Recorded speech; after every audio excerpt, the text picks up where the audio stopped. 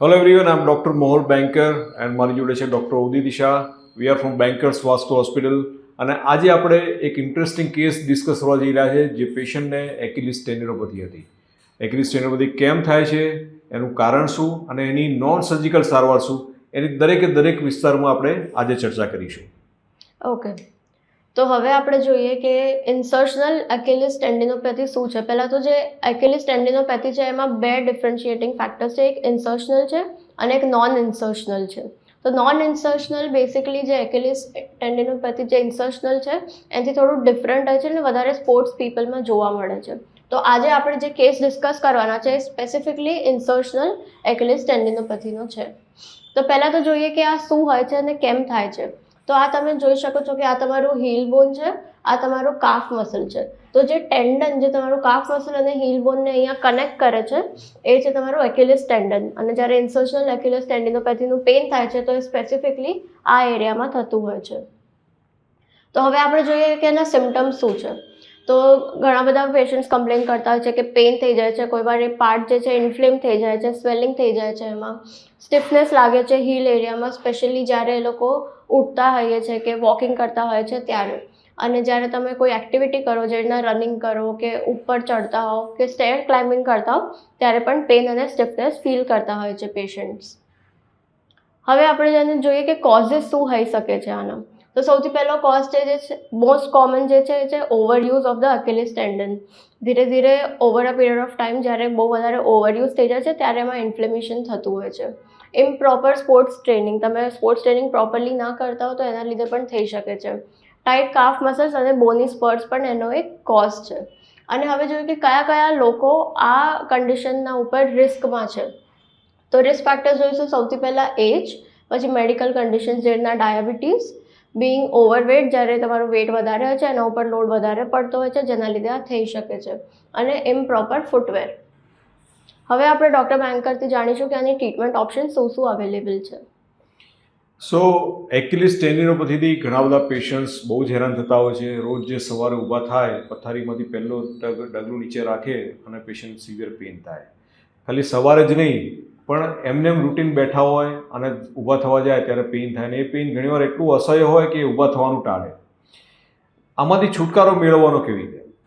So one is the most common અને effective treatment is a physiotherapy. શરૂઆતમાં જ્યારે pain થતું હોય અને 2-3 મહિના થયા હોય, પેઇન એટલું બધું લાંબુ ના હોય તો અમે ફિઝિયોથેરાપી રેકમેન્ડ કરીએ છીએ. કેમ? કારણ કે ઘણીવાર 70-80% કેસમાં ફિઝિયોથેરાપી રિસ્પોન્ડ વેરી વેલ. પણ જો ફિઝિયોથેરાપી રિસ્પોન્ડ ના કરે, સોજો વધારે હોય તો શું કરવું? શું પેશન્ટે દુખાવો કન્ટિન્યુ સહન કરવો એ જ એમના નસીબમાં લખાયેલું હશે? તો ના. So there are two kind of treatment. One is called surgical treatment and second one is a non-surgical advanced Japanese treatment that is called transarterial microemboliation. આ બંનેની વિગતવાર ચર્ચા કરીએ.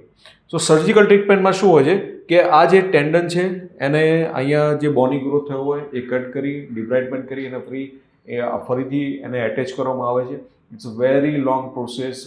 ઘણાને રિઝલ્ટ મળે, ઘણાને નથી મળતું. સો એનું રિઝલ્ટમાં વેરિએશન બહુ હોય છે અને definitely it's a surgery. So surgical risk તો હોય જ છે. So what is non surgical treatment? So the non surgical treatment is called transarterial microembolization. આની અંદર આપણે શું કરીએ છીએ? તો જેમ આપણે હાર્ટની એન્જિયોગ્રાફી કરીએ છીએ એવી જ રીતે આપણે પગની એડીની એન્જિયોગ્રાફી કરી અને પર્ટિક્યુલરલી જે એક્યુલિસ ટેન્ડનને જે બ્લડ આપણે સપ્લાય કરતી બ્લડ વેસલ્સ છે એમાં આપણે ચેક કરીએ છીએ અને એમાં જે ઇન્ફ્લેમેશન એટલે જે સોજો દેખાય એ જગ્યાને આપણે સ્પેશિયલ એમ્બોલાઇઝિંગ પાર્ટિકલ ઇન્જેક્ટ કરીએ છીએ. એ પાર્ટિકલ્સ એ સોજો ઉતારે છે. આવો આજે આપણે જાણીએ કે આ કેસમાં અમે કેવી રીતે કરીએ છીએ. સો આ પેશન્ટ છે જેને એક્યુલિસ ટેન્ડિનોપેથી હતી અને ઘણા વખતથી લગભગ 3 વર્ષથી પેશન્ટ હેરાન થતું હતું. રોજ જે સવાર ઊભા થાય, પગની એડીમાં દુખાવો થાય. જ્યારે અમે એની એન્જિયોગ્રાફી કરી તો you are able to identify આ જે બ્લેક એરિયા જે છે this is a vascular blush. આ જે એરિયા છે એ એક્યુલિસ ટેન્ડનનું ઇન્સર્શનનું એરિયા છે અને આ ઇન્સર્શન એક્યુલિસ ટેન્ડિનોપેથી છે. અને જ્યારે પણ સિલેક્ટિવ એન્જિયોગ્રાફી કરીએ છીએ ત્યારે અમને આવી રીતે જો વાસ્ક્યુલર બ્લશવાળી જે બ્લડ વેસલ્સ જોવા મળે એ ઇન્ફ્લેમેટરી સાઇટ છે અને આ ઇન્ફ્લેમેશન સબસાઇડ કરવા માટે એની અંદર આપણે આ પાર્ટિકલ ઇન્જેક્ટ કરી રહ્યા છે. સો તમે આ જોઈ શકશો કે આ પાર્ટિકલ્સ છે these particles are particularly going inside the at the area of this insertion Achilles tendon અને એ આ ઇન્ફ્લેમેશન સબસાઇડ કરે છે. આ પાર્ટિકલ કયા વાપરીએ છીએ? તો these are 45 માઇક્રોન્સ પાર્ટિકલ્સ કે જે ઇન્ફ્લેમેશન સબસાઇડ કરે છે. અને once we do this procedure then we recheck it.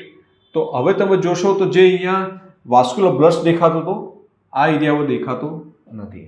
It means કે જે ઇન્ફ્લેમેશન હતું એક્યુલિસ ટેન્ડનનું એ સબસાઇડ થઈ ગયું છે અને પેશન્ટને સિમ્પટોમેટિક રિલીફ વિધિન 24 અવર્સ જ ઘણી બધી જોવા મળતી હોય છે.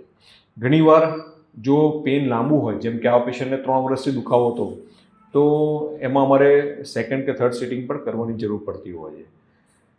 ઇમ્પોર્ટન્ટ વસ્તુ શું છે કે આમાં કોઈ પણ જાતની સર્જરી ટાંકા વગર આપણે જો એક્યુલિસ ટેન્ડન પાસેનું ઇન્ફ્લેમેશન જે સોજો છે એ સબસાઇડ કરીશું તો patient will come into the આપણે નોર્મલ સ્ટેજ, જેમાં પેઇન જતું રહેશે. ઘણીવાર જો આ લાંબુ ચાલ્યું હોય તો એક્યુલિસ ટેન્ડનમાં થોડું ડેમેજ વધારે થયું હોય તો કદાચ પૂરેપૂરું પેઇન આપણે રિવર્સ નથી કરી શકતા, પણ ઘણા બધા અંશે આ પેશન્ટનું પેઇન આપણે રિવર્સ થઈ અને પેશન્ટ સિમ્પટોમેટિક ફ્રી થઈ શકે છે.